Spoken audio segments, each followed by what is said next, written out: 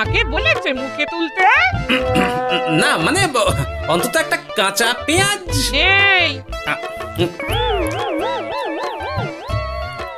মাঝে মাঝে তো বেশ ওই মশলা দিয়ে কষিয়ে মাছ মাংস রাঁধতে পারো গিন্নি।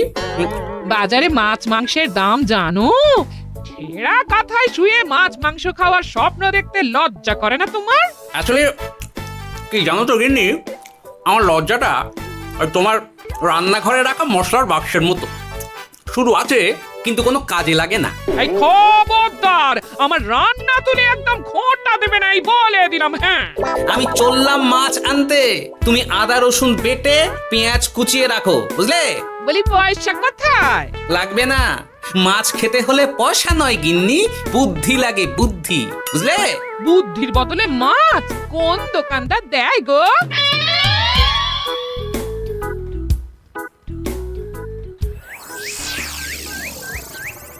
না না না না না, কিছুতেই বুঝে উঠতে পারছি না। এই নিন জাহাপনা, আপনার জন্য আম পোড়া শরবত এনেছি, খেয়ে নিন। পোড়া কপাল আগে সামলাই, তারপর আম পোড়ার শরবত খাবো। সে কি জাহাপনা, আম তো আপনার প্রিয় ফল। তার চেয়েও প্রিয় ক্ষমতার লোভ। এদিকে কৃষ্ণনগর ঠিক যেন পাকা হিমসাগর, ওদিকে বর্ধমান যেন হৃষ্টপুষ্ট ফজলি, আর খাম্বাজ রাজ্য যেন লাল হলুদ গোলাপ ঘাস। এদের একসঙ্গে খেতে না পারলে আমার ঠিক ভাত হজম হচ্ছে না উজির। হবে হবে, খুব তাড়াতাড়ি এই রাজ্যগুলো আপনার বর্ষতা স্বীকার করবে জাহাপানা। শুধু চাই সঠিক উপায়। কি উপায়? এদের সঙ্গে যুদ্ধে লড়ে আপনি সহজেই রাজ্যগুলো জিতে নিতে পারেন জাহাপানা, কিন্তু তাতে রাজ্যবাসীর ভালোবাসা পাবেন না। রাজ্যবাসীর ভালোবাসা পেতে হলে প্রমাণ করতে হবে তাদের রাজারা অপদার্থ। কি বলছো উজির? আমার তো কিছুই মাথায় ঢুকছে না। আপনি হলেন বাংলার নবাব, আর কথায় আছে না, মাছে ভাতে বাঙালি।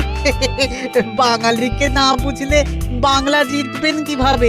আসুন আসুন জাহাপানা, আসুন, আমি আপনাকে বাতলে দিই বাংলা জেতার উপায়। সাব্বাস উজির, তোমার বুদ্ধিটা ঠিক পাকা ল্যাংড়া আমের মতো না, মিষ্টি।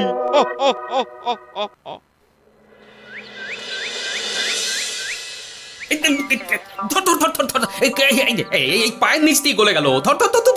বিশাল বড় মাছ গো গোপাল দাদু, একেবারে পাকা শোল। ছাড়বে না গোপাল দাদু, আজ রাতে আমরা জমিয়ে মাছ ভাত খাবো। খেতে তো হবে, শোল মাছের ঝোল আর তেল কই। তোদের দিদাকে বড় মুখ করে বলে এসেছি, এই, ধরেছি।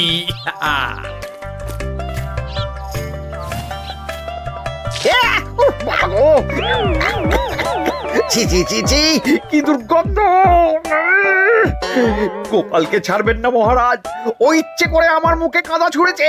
ঠাকুর বলেছেন মানুষ নিজের কর্মফল একদিন না একদিন ঠিক পাবে। মন্ত্রী মশাই যে এত তাড়াতাড়ি পেয়ে যাবেন ভাবতেই পারিনি। দেখেছেন মহারাজ, দেখেছেন? দোষ করে এখন আবার ধর্মের বাণী দিচ্ছে। তুমি রাজসভা কামাই করে এসব কি করছো গোপাল?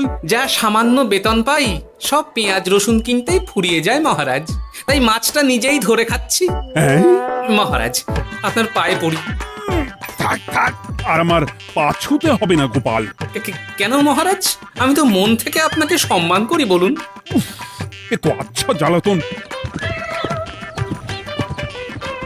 মুর্শিদাবাদের নবাব বাহাদুর আপনাকে একটি বিশেষ পত্র পাঠিয়েছেন, অনুগ্রহ করে গ্রহণ করুন।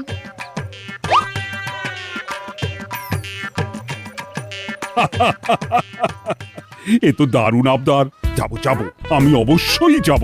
কোথায় যাবেন মহারাজ? নবাব বাহাদুর লিখেছেন আগামী পরশু তার প্রাসাদে অতিথি হয়ে যেতে, তবে খালি হাতে নয়, সঙ্গে করে একটি জ্যান্ত মাছ নিয়ে যেতে। উপহারে জ্যান্ত মাছ? নবাব বাহাদুরকেও আমার মতন জল দিয়ে নুন ভাত খেতে হচ্ছে নাকি? নবাব হোক বা ফকির, সবার গিন্নি সমান। কিন্তু সঙ্গে করে কি মাছ নিয়ে যাওয়া যায়? ভেটকি, চিতল নাকি কাতলা? আচ্ছা, আগামীকাল রাজসভায় আমি সবার মতামত শুনবো। গোপাল, আগামীকাল ঠিক সময় চলে এসো কিন্তু। আগে যাব মহারাজ, শুধু আমার বেতনটা ভেবে দেখবো। চল রে, আজ অনেক মাছ পেয়েছি, চল চল চল।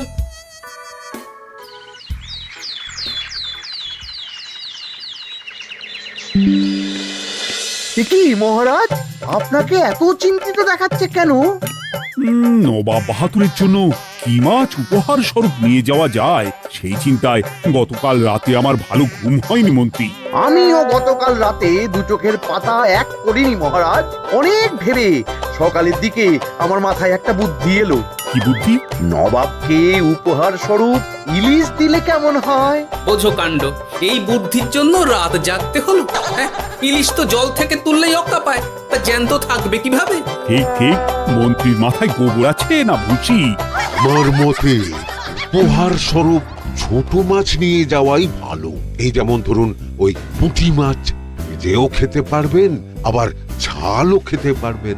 ছি ছি ছি ছি ছি, সবাই হাসবে যখন দেখবে কৃষ্ণনগরের মহারাজ উপহার স্বরূপ নিয়ে গেছেন পুঁটি। ওরে বাবা, তাহলে থাক বাবা।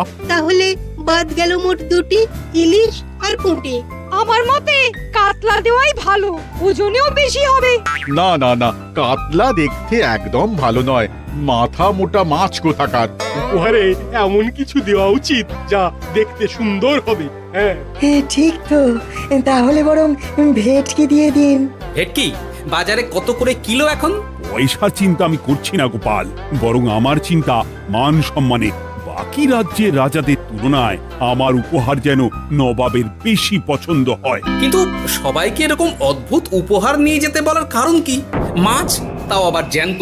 আচ্ছা মহারাজ, এর পিছনে নবাব বাহাদুরের কোনো চাল নেই তো? গোপাল, তুমি মিছি মিছি সন্দেহ করছো।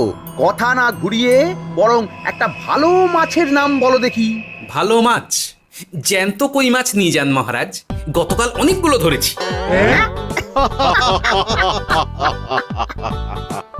কি, এত ভালো ভালো মাছ থাকতে আমি শেষে কই মাছ নিয়ে যাব? তুমি সমাধান না দিয়ে উল্টে মজা করছো গোপাল।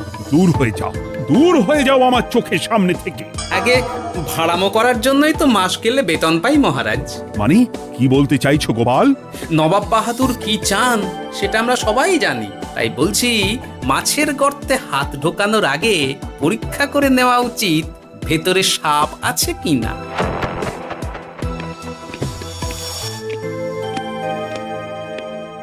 এই মন্ত্রী, গোপাল কি বলে গেল? সাপ ব্যাং কিছুই তো বুঝলাম না। ছাড়ুন তো গোপালের কথা। আমরা বরং মাছ নিয়ে আলোচনা করি। আমার মতে জ্যান্ত ভেট